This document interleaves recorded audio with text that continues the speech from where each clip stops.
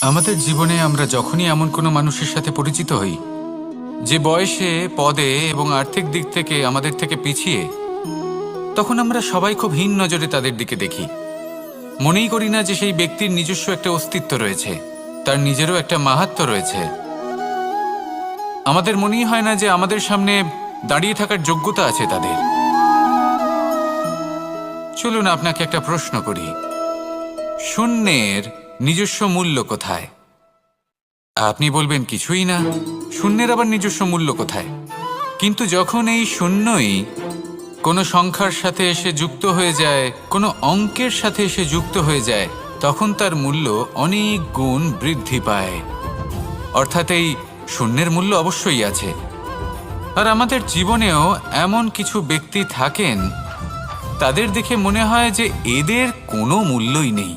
কিন্তু যখন এই ব্যক্তি কারোর সাথে এসে জুড়ে যান, তখন তার মূল্য সেই ব্যক্তির বৃদ্ধি ঘটায়।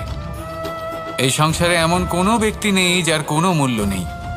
যদি আমরা ধনুকের কথা বলি, তাহলে তার জন্য একটি দড়ির প্রয়োজন হয়, যেটি প্রত্যঞ্চা হিসেবে ব্যবহৃত হয়। যদি এই প্রত্যঞ্চা না থাকে, তাহলে ধনুকের কোনো মূল্যই থাকে না। যদি প্রত্যঞ্চা না থাকে, তাহলে ধনুকের অস্তিত্ব অসম্পূর্ণ থেকে যায়। এই সংসারে যে কোনো ব্যক্তি হোক বা যে কোনো বস্তু হোক, প্রত্যেকের নিজস্ব একটি মূল্য আছে। তার সম্মান করুন, সামনে অগ্রসর হন, আর আমার সাথে ভালোবেসে বলুন, রাধা রাধা। মানুষের এই সংসারে জীবনযাপন করার জন্য কিছু জিনিসের প্রয়োজন পড়ে। এমন কিছু আবেগ, এমন কিছু বস্তু আছে যেগুলো তার প্রয়োজন হয়। কিন্তু সব থেকে বেশি যে জিনিসটা তার প্রয়োজন হয়, সেটা হলো সম্মানের। আমাদের ভালো লাগে যখন কেউ আমাদের সম্মান করে। আমরা কাউকে সম্মান করলে তারও সেটা ভালো লাগে। কিন্তু আপনি দেখবেন যে সংসারে বেশিরভাগ মানুষ দুটি মাপদণ্ডের ভিত্তিতে সম্মান করেন। হয় বয়স দেখে করেন বা উপার্জন দেখে, অর্থাৎ সেই ব্যক্তি কতটা উপার্জন করেন। এবার ভেবে দেখুন, এটা আবশ্যক নয় কারোর বয়স যদি বেশি হয় তার বুদ্ধিও ততটাই বেশি হবে। আবশ্যক এটাও নয় যে কোনো ব্যক্তি যদি অত্যন্ত ধনী হন বা তার মনও নির্মল হবে বা তিনি সৎকর্ম করবেন বা এমন কোনো কর্ম করবেন যাতে উনি সম্মান লাভ করতে পারেন। হতে পারে উনি ধনী কিন্তু দুশ্চরিত্র। সেই জন্য বয়স বা উপার্জন দেখে কোনো ব্যক্তিকে সম্মান করবেন না। কর্ম দেখুন। যদি গভীরভাবে ভেবে দেখেন, তাহলে দেখবেন যদি কোনো মানুষ কোনো সৎকর্ম করেন, তাহলে তার প্রতি হৃদয় থেকে সম্মান জাগ্রত হয়। এটাই হলো সেই সম্মান যা অর্জন করতে হবে। বয়স আজ আছে, কাল আরো বৃদ্ধি পাবে। উপার্জন আজ আছে, কাল সেটা কমে যেতেও পারে। কিন্তু যদি আপনি নিরন্তর শুভকর্ম করতে থাকেন, তাহলে আপনি মৃত্যুর পরেও অমর হয়ে থাকবেন। আসুন আমার সাথে ভালোবেসে বলুন, রাধা রাধা। মানুষের জীবনে উন্নতি লাভ করার জন্য তিনটি স্তম্ভের প্রয়োজন হয়। প্রথম স্তম্ভ শিক্ষা। এই শিক্ষা আমাদের জ্ঞান প্রদান করে। দ্বিতীয় স্তম্ভ ব্যবসা, যার দ্বারা আমরা ধন উপার্জন করি। তৃতীয় স্তম্ভ হলো আমাদের ঈশ্বর, আমাদের ইষ্ট। এনার সাথে যদি আমরা জুড়ে থাকতে পারি, তাহলে এমন একটা মানসিক বল আপনি লাভ করবেন যেটা এই সংসারে আর কোথাও পাওয়া সম্ভব নয়। কিন্তু মানুষ অনেক সময় জীবনে এই তিনটি স্তম্ভ লাভ করা সত্ত্বেও সামনে অগ্রসর হতে পারেন না। তখনও জীবনে কঠিন পরিস্থিতি আসতেই থাকে। এমনটা ঠিক কেন হয়? কারণ সে জীবনে এই তিনটি স্তম্ভ লাভ করে নেয়, জীবনে প্রয়োগও করে, কিন্তু তার ভিতের কথা সে ভুলেই যায়। যেমন প্রথম স্তম্ভ অর্থাৎ শিক্ষা। এই শিক্ষার আধার হলো শুভ চেতনা। যদি অন্তরে শুভ চেতনা না থাকে, তাহলে এই শিক্ষার কোনো গুরুত্ব থাকে না। দ্বিতীয় স্তম্ভ ব্যবসা। পরিশ্রম করে উপার্জন করতে হবে, এই কথাটা আমরা সবাই জানি এবং সবাই চেষ্টাও করি। কিন্তু ব্যবসা করতে করতে আমরা এটা ভুলে যাই আমাদের ব্যবহার কেমন হয়ে পড়েছে। এই ব্যবহার যদি শুভ হয়, তাহলে আমাদের উপার্জন আস্তে আস্তে একটা স্থির জায়গায় এসে পৌঁছবে। এবং তৃতীয় স্তম্ভ আমাদের ভগবান, যদি ওনার স্মরণে আপনি যেতে চান তাহলে তার পূর্বে নিজের মা বাবাকে সেবা করুন, তাদের যত্ন করুন, তাদেরকে ভালোবাসুন, কারণ ওনারাই হলেন এই সংসারে আপনার সবথেকে বড় ইষ্ট। তাহলে 3 স্তম্ভের সাথে সাথে তাদের আধারকেও নিজের জীবনে প্রাধান্য দিন। কোনো সমস্যা আসবে না, জীবনে একের পর এক উন্নতি করবেন এবং এই মন প্রসন্ন হয়ে বলবে রাধা রাধা। ভয়ের সাথে আমরা সবাই পরিচিত, কষ্টও আমরা সবাই পেয়েছি। কখনো কখনো আমরা অসুস্থ হয়ে পড়ি, আর এমন সময় হলে মাতার মমতা, কখনো বাবার স্নেহ, কখনো বন্ধুদের পাশে থাকার অনুভূতি আমাদের রোগ নিরাময়ে সাহায্য করে। কখনো যদি আমরা নিরাশ হয়ে পড়ি, তখন যদি আমাদের কোনো আপনজন আমাদের দুটো ভালো কথা বলে, তখন আমাদের মনোবল বেড়ে যায়। ঠিক তেমন সংসারের এই রঙ্গমঞ্চে যদি আপনি পীড়িত অনুভব করেন, কিছু শুভ কথা আলোচনা করুন, কিছু স্তুতি গান করুন, কিছু মুহূর্তের জন্য হলেও নিজের ইষ্টদেবের কথা স্মরণ করুন আর প্রার্থনা করুন। সাহস বাড়বে, শক্তিও বৃদ্ধি পাবে এবং সামনে এগিয়ে চলার পথও দেখতে পাবেন। তখন এই মন প্রসন্ন হয়ে বলবে রাধা রাধা। সুখ, দুঃখ এবং শক্তি, এই 3 হলো এই সংসারের ত্রিদেবের মতো। আমাদের জীবনে যা কিছু ঘটছে এই 3টির ভিত্তির উপরেই হচ্ছে। আসলে এই সংসারের একটা নিয়ম আছে, যখনই আপনি কিছু লাভ করেন, এই সংসার আপনার পরীক্ষা নেয়। এটা জানার জন্য আপনার পরীক্ষা নেয় যে আপনি যা কিছুই লাভ করেছেন, আপনি কি আদৌ সেটার যোগ্য কিনা। ঠিক সেইভাবেই এই সুখ, দুঃখ এবং শক্তি আপনার পরীক্ষা নিয়ে থাকে। যখন সুখ আসে তখন সে আপনার পরীক্ষা নেয় যে আপনার মধ্যে অহংবোধ জাগ্রত হয়নি তো। যদি অহংবোধ চলে আসে তাহলে সুখ সেখানেই সঙ্গ ত্যাগ করে। দুঃখ আপনার ধৈর্যের পরীক্ষা নিতে থাকে, আর যদি আপনার মধ্যে ধৈর্য না থাকে তাহলে এটা আপনাকে আরো বেশি দুঃখের গভীর অন্ধকারে ঠেলে দেবে। সেখানে শক্তি পরীক্ষা নেয় আপনার বিনম্রতার। যদি আপনি বিনম্র না হন তাহলে হয় এই শক্তি আপনার সঙ্গ ত্যাগ করবে, নয় এই শক্তি বিনম্রতার অভাবে আপনার পতনের কারণ হতে পারে। এই সংসারে যে কোনো ব্যক্তি যিনি এই পরীক্ষায় উত্তীর্ণ হয়ে থাকেন, এই জীবনে তিনি সাফল্য লাভ করেন। আসুন আমার সাথে ভালোবেসে বলুন রাধা রাধা।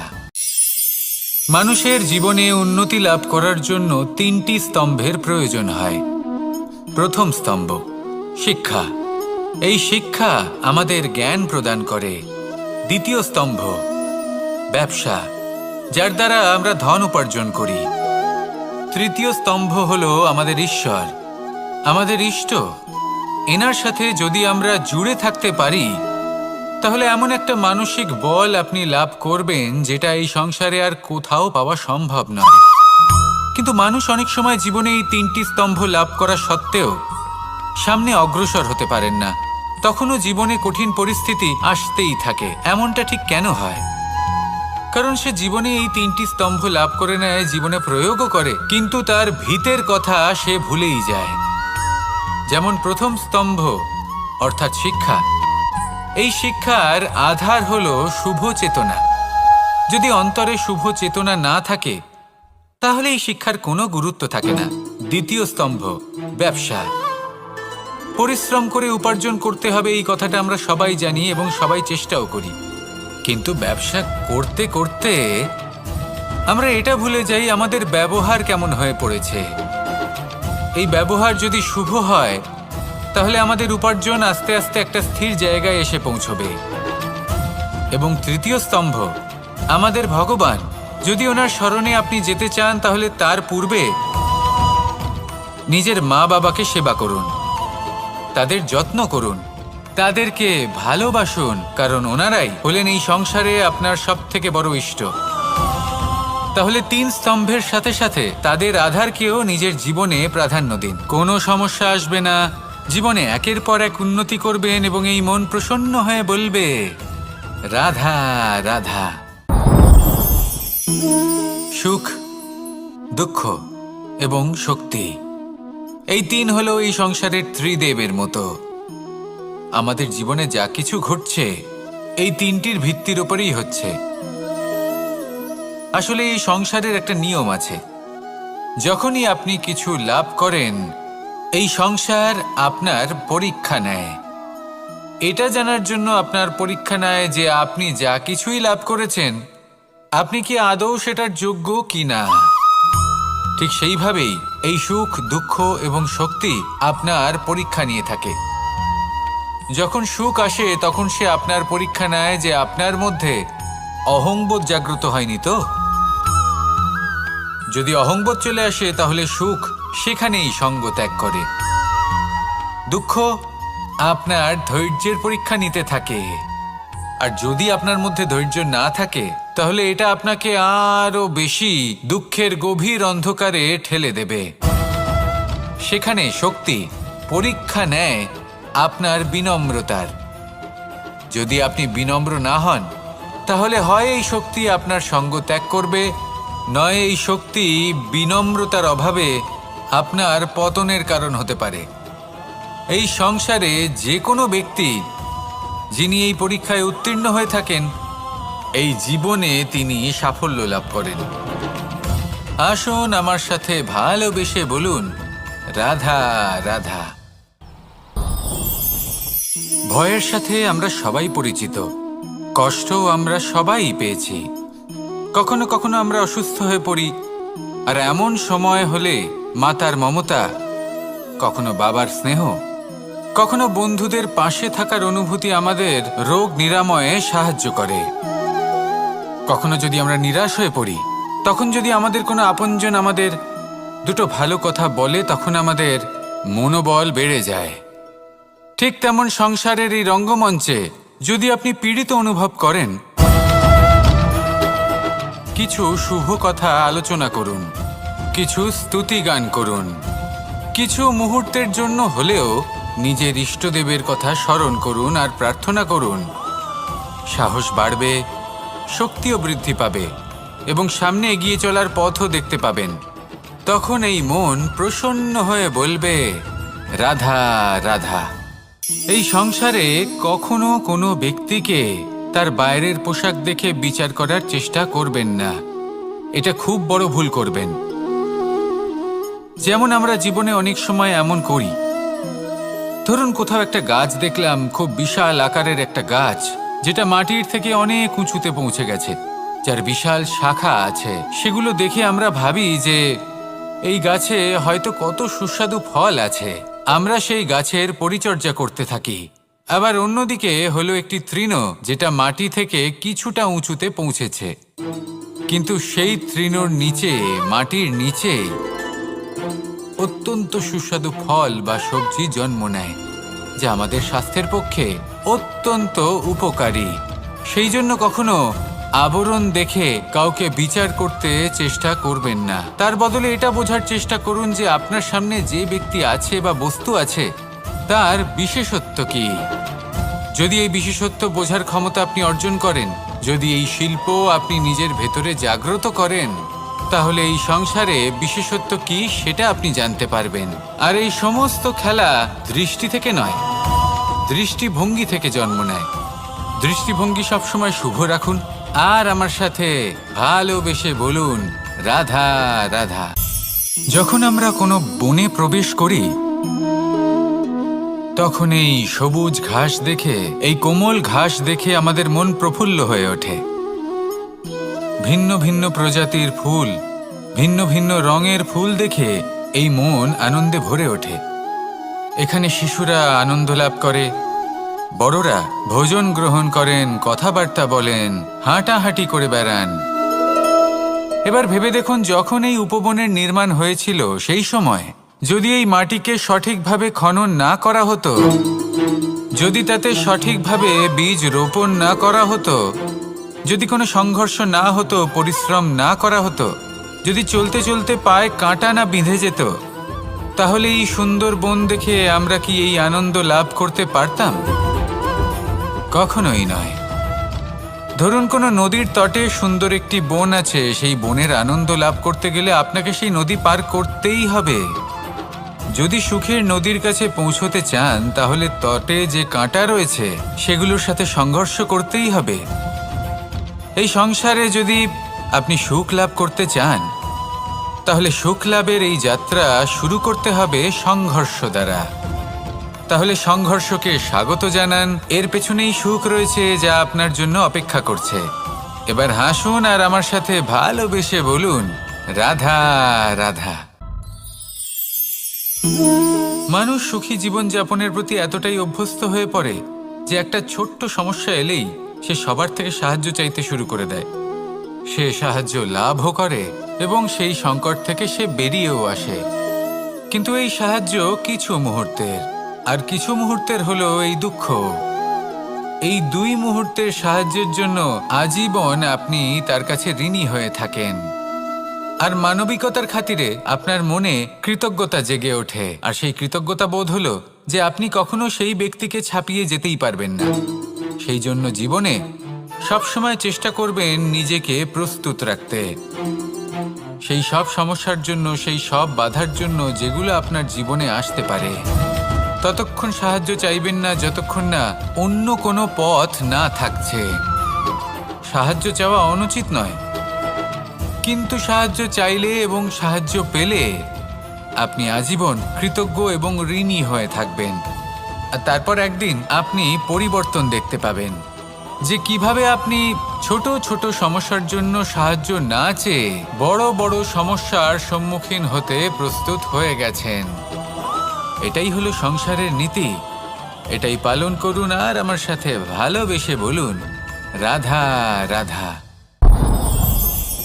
আপনি কখনো কাউকে পর্বতে আরোহণ করতে দেখেছেন? বা আপনি কখনো নিজে কোনো পর্বতে আরোহণ করেছেন? করে থাকলে আপনি এই বিষয়ে অবশ্যই জানবেন যে যখন আমরা শিখরের দিকে এগোই, ওপরের দিকে এগিয়ে চলি, তখন আমাদের একটু ঝুঁকে পথ চলতে হয়। তখনই আমরা সেই পর্বত আরোহণ করতে পারি। কিন্তু যে ব্যক্তি নিচের দিকে ফিরে আসছেন তিনি কিন্তু ঝুঁকে চলেন না, তিনি দৃঢ়ভাবে সোজা হয়ে নিচে নামেন। এই ভারসাম্য বজায় রাখার এই খেলাতে সংসারের একটা সার লুকিয়ে রয়েছে। যদি আপনিও জীবনে উঁচুতে উঠতে চান, শিখরে পৌঁছতে চান, তাহলে আপনাকেও নত হয়ে বিনম্র হয়ে সামনে এগোতে হবে। সেখানে যদি আপনি বুক চিতিয়ে উদ্ধতভাবে অহংকার বোধ নিয়ে চলতে থাকেন, সেখান থেকেই আপনাকে নিচে নামতে হবে। কোনো ব্যক্তি তার বিনম্র স্বভাব দেখেই বোঝা যায় যে সেই ব্যক্তি সাফল্যের শিখর দেশে আরোহণ করছে নাকি নিচে তথা খাদের দিকে যাত্রা করছে। তাই সবসময় বিনম্র থাকুন, শ্রেষ্ঠ কর্ম করুন, পরিশ্রম করুন আর আমার সাথে ভালোবেসে বলুন, রাধা রাধা। মানুষের জীবনে স্বচ্ছতার একটা আলাদা গুরুত্ব আছে। যদি আপনি নিজেকে স্বচ্ছ রাখেন তাহলে আপনার নিজেরও ভালো লাগবে, সামনের ব্যক্তিরও ভালো লাগবে, একটা অন্যরকম প্রভাব পড়বে। কিন্তু একজন শ্রেষ্ঠ ব্যক্তি কিভাবে হয়ে ওঠা সম্ভব? যার মধ্যে গুণ আছে, শিক্ষা আছে, শুভ চেতনা আছে, যিনি সৎকর্ম করেন। কিভাবে হব সেই ব্যক্তি যার মধ্যে জ্ঞান আছে? শুধুমাত্র স্বচ্ছ থাকলে তো তা হওয়া সম্ভব নয়। প্রথমে আপনাকে বুঝতে হবে যে মানুষের মধ্যে চারটি মূল তত্ত্ব আছে। প্রথম হলো তার শরীর, যার দ্বারা উনি যে কোনো কর্ম করে থাকেন। দ্বিতীয় তত্ত্ব হলো তার মন, যার দ্বারা কোনো কর্ম করার জন্য সে নিজেকে প্রেরণা দিতে থাকে। তৃতীয় তত্ত্ব হলো বুদ্ধি, যে কর্ম আমরা করতে চাই, যে লক্ষ্যে আমরা পৌঁছতে চাই, সেটা আমরা কিভাবে কোন পথে করব সেটা স্থির করা যায় বুদ্ধি দিয়ে। আর চতুর্থ তত্ত্ব হলো আত্মা।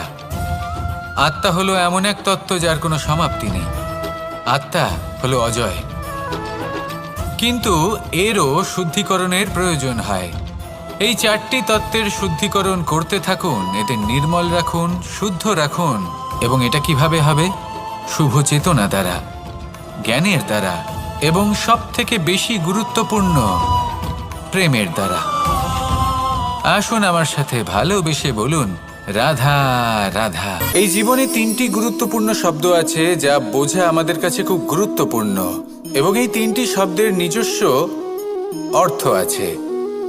প্রথম হলো সঙ্গবদ্ধতা, অর্থাৎ একসাথে মিলে কাজ করতে হবে, একসাথে মিলে পরিশ্রম করতে হবে, সামনে এগোতে হবে। এরকম করতে পারলে আপনার শক্তি বৃদ্ধি পাবে, আপনার ক্ষমতা বৃদ্ধি পাবে, আপনি এগোতে পারবেন এবং অনেক দূরে যেতে পারবেন। দ্বিতীয় হলো আত্মবিশ্বাস। হেরে যাওয়া বস্তুও আবার জিতে নিতে পারবেন। যদি আপনার নিজের আত্মবিশ্বাস থাকে তাহলে আপনি কখনো পরাজিত হবেন না। এবং তৃতীয় হলো অহংকার। জয়লাভ করার পরেও কিন্তু এটা আপনাকে পরাজিত করতে পারে। সেই জন্য জীবনে সঙ্গবদ্ধ হন, আত্মবিশ্বাস রাখুন, কিন্তু কখনোই অহংকার করবেন না। এই অহংকার আপনার থেকে সব কিছু কেড়ে নিতে পারে। এই অহংকারের জন্যই মথুরাপতি কংস নিজের পতনের দিকে অগ্রসর হয়েছিলেন। এই অহংকারকে ত্যাগ করুন আর আমার সাথে ভালোবেসে বলুন, রাধা রাধা। এই সংসারে সব থেকে বেশি কঠিন কাজ কোনটা? কেউ বলবেন যুদ্ধ করা, কেউ বলবেন ধন অর্জন করা, আবার কেউ বলবেন জ্ঞান অর্জন করা সব থেকে বেশি কঠিন। এবার প্রত্যেক ব্যক্তির নিজস্ব অভিজ্ঞতা আছে আর সেই অনুসারে তার নিজস্ব একটা উত্তর আছে। সাধারণভাবে দেখতে গেলে এই সংসারে সব থেকে কঠিন হলো তপস্যা করা, অর্থাৎ সব কিছু ত্যাগ করে তপস্যায় নিজেকে বিলীন করে দেওয়া। এবার এর থেকে বেশি কঠিন এই সংসারে আর কি বা হতে পারে? এই সংসারে, এই সমাজে, নিজের পরিবারের মধ্যে থেকেও ধৈর্য ধরে সামনে অগ্রসর হওয়া, এটা হলো সব থেকে কঠিন কাজ। কারণ যখন আপনি তপস্যা করেন তখন সেখানে আপনার ধৈর্য ভাঙার মতো কেউ থাকেন না, না কোনো বন্ধু, না কোনো আত্মীয়, না কোনো শত্রু, কেউ না। কিন্তু যখন আপনি এই সমাজে, এই পরিবারে থাকেন, কোনো না কোনো ব্যক্তি এসে আপনার ধৈর্যের বাঁধ ভেঙে দেওয়ার ক্ষমতা রাখেন। তারা আপনার ধৈর্যের বাঁধ ভেঙে দেয়, আর কখনো কখনো তারা অনিচ্ছাকৃতভাবেই সেটা করে থাকেন। কারণ তাদের মানসিকতা আপনার থেকে আলাদা, তাদের কর্ম আপনার থেকে আলাদা, তাদের দৃষ্টিভঙ্গি আপনার থেকে আলাদা, জীবন যাপন আপনার থেকে আলাদা। সেক্ষেত্রে আপনি ধৈর্যচ্যুত হন, প্রসন্নতা আপনার থেকে ছিনিয়ে নেওয়া হয়। সেই জন্য এই সংসারে, এই পরিবারের থেকেও ধৈর্য ধরে সামনে অগ্রসর হওয়া কোনো পর্বতের শিখরে গিয়ে তপস্যা করার থেকেও অনেক বেশি কঠিন। আর যে ব্যক্তি এই সমাজেই, এই পরিবারে, সেই সকল মানুষের মধ্যে থেকে গিয়েও ধৈর্য ধরে অগ্রসর হতে থাকেন, যারা এই কাজটা শিখে নিতে পারেন, তারাই কিন্তু জীবনে আনন্দ লাভ করতে পারেন। এই ধৈর্যই শেষে আপনার জীবনে প্রসন্নতা বহন করে আনবে। তাই ধৈর্য ধরে জীবনের পথে অগ্রসর হন আর আমার সাথে ভালোবেসে বলুন, রাধা রাধা। আমরা যখনই কোনো গাছের চারা রোপণ করি তখন সবার আগে পরীক্ষা করে দেখি যে যেখানে আমরা চারা রোপণ করতে চলেছি সেখানকার মাটি আদৌ উর্বর কি না, সেই মাটি সেই চারাকে বাড়তে সাহায্য করবে কিনা। যখন একটা চারা রোপণের আগে আমরা এত কিছু ভাবতে পারি, তাহলে কাউকে বিশ্বাস করার আগে আমরা কেন ভাবি না? জীবনে কখনো এই বিশ্বাসরূপী চারা কোথাও রোপণ করার আগে বোঝার চেষ্টা করুন যে যার ওপর আপনি বিশ্বাস করতে চলেছেন সে কি আদৌ আপনার বিশ্বাসের যোগ্য কি না। ভেবে দেখুন সেই ব্যক্তি ভবিষ্যতে গিয়ে আপনার বিশ্বাস ভাঙতে পারে কি না। এটাও ভেবে দেখুন যে যাকে আপনি বিশ্বাস করতে চলেছেন তাকে আপনি বিশ্বাস করলে নিজের জীবনের উদ্দেশ্যে আপনি অগ্রসর হতে পারবেন কি না। আর তার জন্য প্রয়োজন সঠিক সিদ্ধান্ত, পরখ করা, কোনটা উচিত কোনটা অনুচিত সেটা বোঝা। আর তাতে কিন্তু আপনি সন্দেহবাতিক হবেন না, তাতে আপনি আরো নিপুণ হয়ে উঠবেন। তাই যদি আপনি নিপুণ হয়ে উঠতে চান তাহলে বোঝার চেষ্টা করুন, পরখ করে দেখুন, কোনটা উচিত কোনটা অনুচিত বুঝুন, আর বিশ্বাস তখনই করুন যখন আপনি 100% নিশ্চিত হবেন যে সে বিশ্বাসের যোগ্য। আসুন আমার সাথে ভালোবেসে বলুন, রাধা রাধা। রাধা কখনো কখনো আমার জন্য বড়ই সুগন্ধি আতর নিয়ে আসে, পারিজাত ফুলের মালা নিয়ে আসে আমার প্রসাধন করবে বলে, এবং আমার সব থেকে বেশি প্রিয় মাখন নিজে হাতে বানিয়ে আনে আমাকে নিজে হাতে খাইয়ে দেবে বলে, সবকিছু আমাকে প্রসন্ন করবে বলে। কিন্তু আপনি কখনো ভেবেছেন যে এই আতর কিভাবে বানানো হয়? সহস্র ফুলের পাপড়ি একসাথে পিষে নিতে হয়, তারপরে তার থেকে যে রস নিঃসৃত হয় সেই রস দ্বারাই আতর তৈরি হয়। অনেক সংখ্যক ফুলকে অসীম যন্ত্রণা ভোগ করতে হয়, তবে তারা আমার প্রসাধন সামগ্রী হয়ে উঠতে পারে। দুধ থেকে মাখন তৈরি করার জন্য কতটা পরিমাণ মন্থন সহ্য করতে হয় সেটা আপনি জানেন।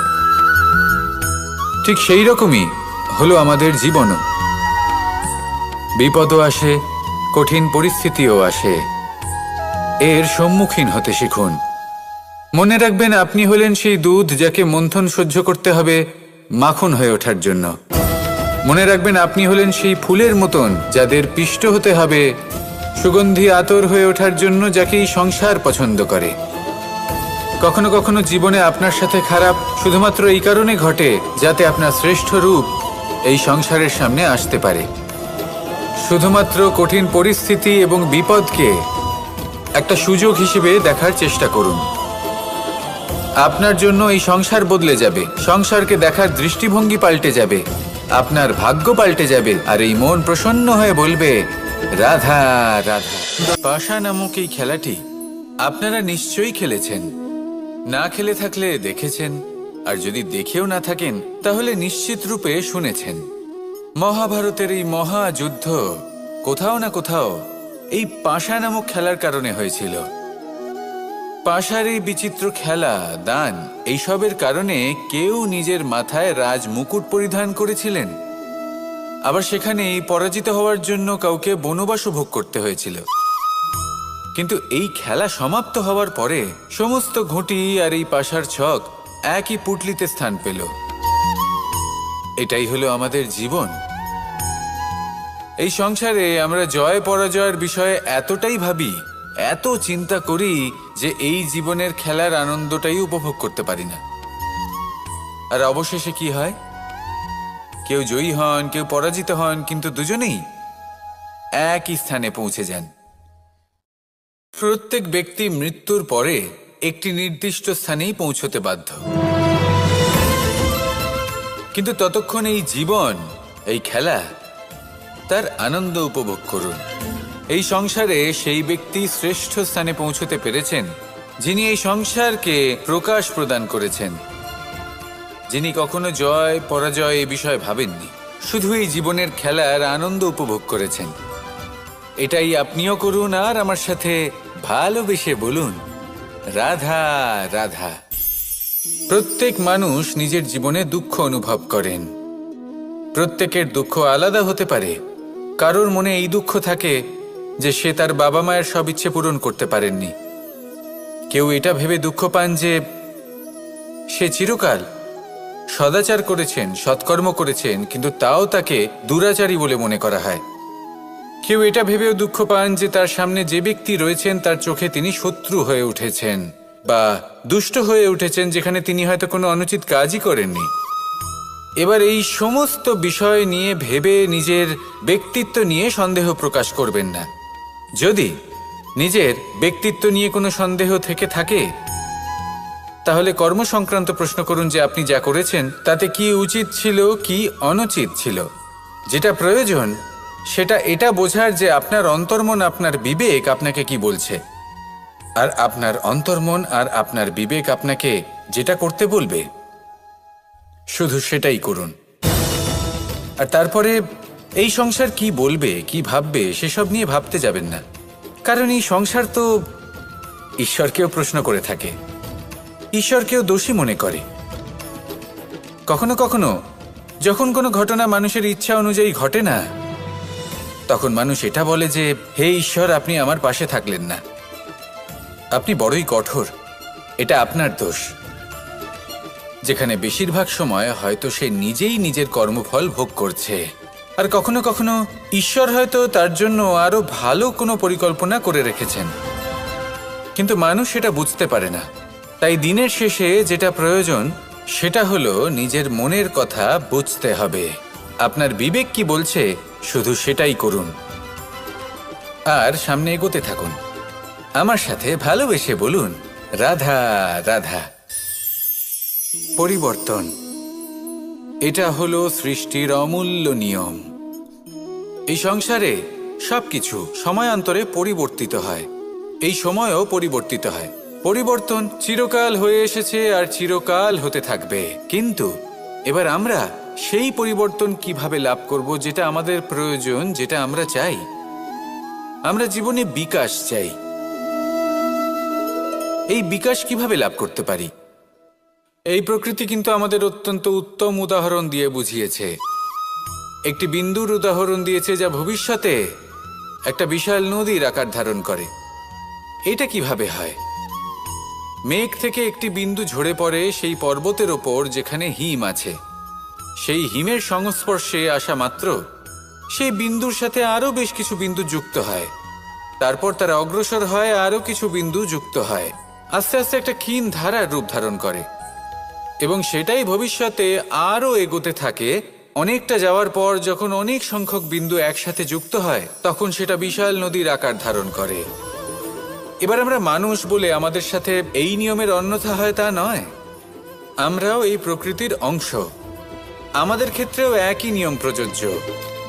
যখন পরিশ্রম করে অনেক সংখ্যক বিন্দু আমরা একত্রিত করব, তখনই পরিবর্তনের নদী প্রবাহিত হবে।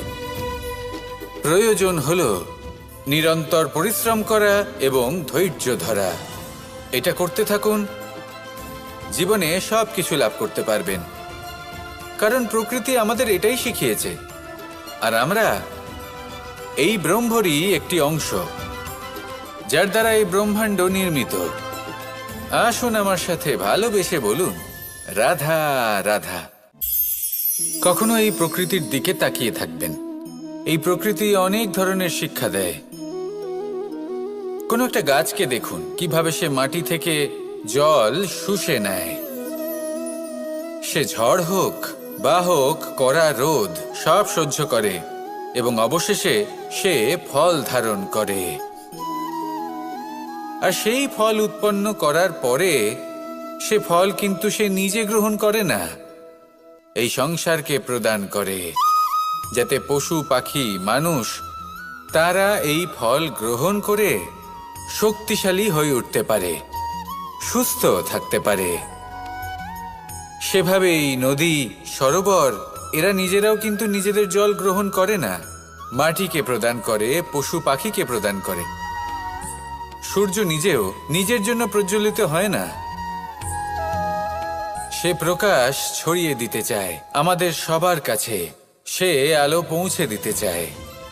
এই প্রত্যেকের কর্মে পরমার্থ নিহিত আছে, আর সেই জন্যই এদের সকলকে পুজো করা হয়। তাই মনে রাখবেন, আপনার কাছে জীবন যাপনের অতিরিক্ত যা কিছুই আছে তা পরমার্থের জন্য। তাহলে তার সদ্ব্যবহার করুন, আর আমার সাথে ভালোবেসে বলুন, রাধা রাধা। আমরা প্রত্যেকেই অবশ্যই এমন সময় দেখেছি যখন অনেকগুলো সমস্যা একসাথে আমাদের জীবনে এসে পড়ে। সমস্যা আমাদের প্রত্যেকের জীবনেই থাকে।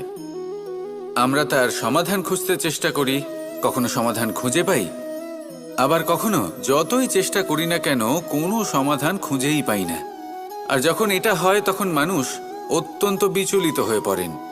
নিজের আত্মীয় স্বজন, নিজের বন্ধু বা সংসার, এদের ওপরে এই দোষ চাপিয়ে দেন যে এদের জন্যই এই সমস্যা এসেছে। এবার যদি আমি আপনাকে কোনো পরামর্শ দিই, তাহলে এটাই বলবো যে দৃষ্টিভঙ্গি পাল্টে দেখুন। এই দৃষ্টিভঙ্গি দিয়ে দেখুন যে এই সংসারে যে সমস্যায় আসুক না কেন তার জন্য কেউ দোষী নয়, না আপনি না অন্য কেউ। এই পুরো খেলাটাই আপনার মানসিকতা, আপনার দৃষ্টিভঙ্গির, আপনার মনের।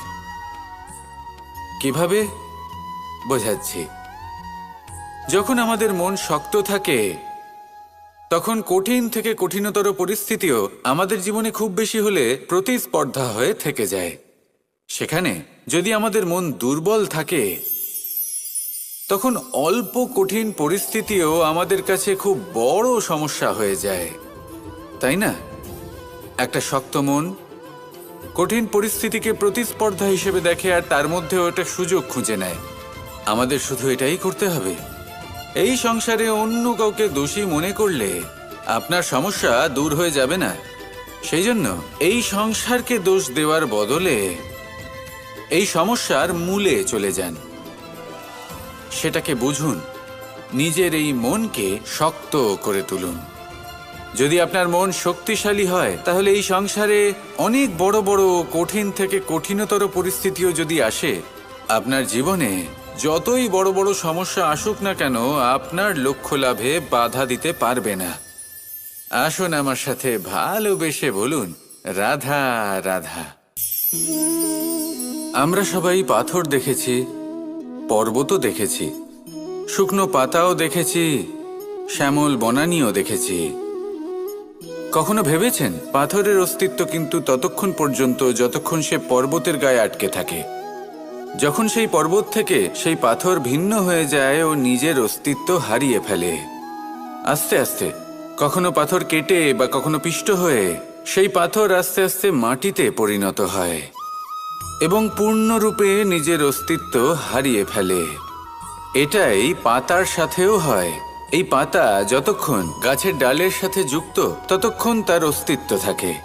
যখনই ডাল থেকে বিচ্ছিন্ন হয়, সেও নিজের অস্তিত্ব হারিয়ে ফেলে। আর এটাই আমাদের সাথেও হয়। যতক্ষণ আমরা নিজেদের আপনজনের সাথে যুক্ত থাকি, আমাদের অস্তিত্ব বজায় থাকে। যখন আপনজনদের সাথে সম্পর্ক ছিন্ন করি, তখন আমরাও আমাদের অস্তিত্ব হারিয়ে ফেলি। এবার এই সংসারের প্রত্যেক ব্যক্তি স্বতন্ত্র থাকতে চান, আর অনেক ব্যক্তি স্বতন্ত্র থাকবেন বলে আপনজনদের দূরে করে দেন আর তাদের সাথে এই সম্পর্ক ছিন্ন করেন। এটা কি সত্যি প্রয়োজন? আপনজনদের সাথে সম্পর্ক ছিন্ন করে নিজের অস্তিত্ব হারিয়ে ফেলা প্রয়োজনীয়, নাকি আপনজনদের সাথে সম্পর্ক বজায় রেখে নিজেদের স্বতন্ত্র করে রাখা সেটা আবশ্যক? নির্বাচন আপনারই। আসুন আমার সাথে ভালোবেসে বলুন, রাধা রাধা। আপনি কি কখনো নৌকা যাত্রা করেছেন? করে না থাকলেও নিশ্চয়ই দেখেছেন যে এই জল যা নিজের অন্তরে সব কিছু সমাহিত করে নিতে পারে, এই নৌকা সেই জলের ওপরেই ভেসে থাকে। নদীর স্রোত কাটিয়ে সে সামনে অগ্রসর হয়। কিন্তু যদি এই নৌকায় কোনো ছিদ্র হয়, তাহলে কিন্তু সেই নৌকা ডুবে যাবে। আর এতে কোনো তফাৎ হবে না যে সেই ছিদ্র ছোট নাকি বড়, নৌকা ডুবে যাবে। এই ছিদ্র হলো আমাদের জীবনে আমাদের অপগুণ, আমাদের দোষ, আমাদের বিকার। কখনো এটা ভাববেন না যে এই দোষ খুবই ছোট, এতে কিছুই যাবে আসবে না। না, সেই ছোট দোষ, সেই ছোট বিকার যদি সেটাকে শুধরে না নেন, তাহলে সেটা আপনাকে আপনার পতনের দিকে নিয়ে যাবে। শেষ পর্যন্ত এটা আপনার ওপর নির্ভরশীল যে আপনি কি চান। আপনার জীবনের এই নৌকা এভাবেই ডুবে যেতে দেখবেন, নাকি নিজেকে শুধরে নিয়ে সেই নৌকার সেই ছিদ্রটাকে ভরিয়ে তুলতে চাইবেন? নির্বাচন আপনার। আসুন আমার সাথে ভালোবেসে বলুন, রাধা রাধা। জল, জলই পৃথিবীতে বেঁচে থাকার জন্য আবশ্যক তো বটেই, কিন্তু এই জল আমাদের একটা অত্যন্ত গুরুত্বপূর্ণ শিক্ষা প্রদান করে। কখনো এই জলকে দেখেছেন? যে পরিস্থিতিতেই এই জল প্রবাহিত হোক না কেন, এর উপর যা কিছুই প্রভাব থাকুক না কেন, এর পথে যতই বাধা আসুক না কেন, তার মধ্যে থেকে ও নিজের পথ ঠিক বের করে নেয়, কিন্তু নিজের প্রবাহ থামতে দেয় না, ক্রমাগত অগ্রসর হতে থাকে। সেরকমই একটা শিক্ষা যেটা আমরা জল থেকে পেয়ে থাকি, তা হলো এটা: আমরা যখন জলের দিকে তাকাই, তখন আমরা নিজের প্রতিবিম্ব দেখি, স্পষ্টভাবে দেখতে পাই। কিন্তু তখনই দেখতে পাই যখন এই জল শান্ত থাকে, স্থির থাকে। যদি এই জল অশান্ত হয়ে থাকে, স্থির না হয়, তাহলে আমরা এতে নিজের প্রতিবিম্ব দেখতে পাই না। এটাই আমাদের মনের সাথেও হয়ে থাকে। যখনই জীবনে কোনো সংকট আসে, যদি আমরা শান্ত মনে, স্থির মনে সিদ্ধান্ত নিই, তাহলে সেটা এমন একটা শীতল সিদ্ধান্ত হবে যেটা আমাদের ভবিষ্যৎকে একটা শ্রেষ্ঠ স্থানে নিয়ে যাবে। যদি এই মন অশান্ত হয়, বিচলিত হয়, পীড়িত হয়, দুঃখিত হয়ে থাকে, রুষ্ট হয়ে থাকে, তাহলে অনেক সময় আমরা এমন সিদ্ধান্ত নিই যেটা আমাদের জন্য অনুচিত প্রমাণিত হয়। যখন আপনি ক্রুদ্ধ ছিলেন বা দুঃখের বশে ছিলেন, তখন অনেক সময় হয়তো এমন সিদ্ধান্ত নিয়েছেন যেটার জন্য ভবিষ্যতে আপনি অনুশোচনা করেছেন। এবার দেখুন, এই আবেগগুলো থেকে আমরা পালাতে পারবো না, কিন্তু এই আবেগগুলো আপনার ওপর কতটা প্রভাব ফেলবে সেটা আমরা অবশ্যই ঠিক করতে পারি। এই মনকে আমরা নিয়ন্ত্রণ করতে পারি। এটাই করুন, চিন্তা করুন, এই মনকে শান্ত রাখুন, স্থির হতে চেষ্টা করুন, আর তারপরে সিদ্ধান্ত নিন। আসুন আমার সাথে ভালোবেসে বলুন, রাধা রাধা।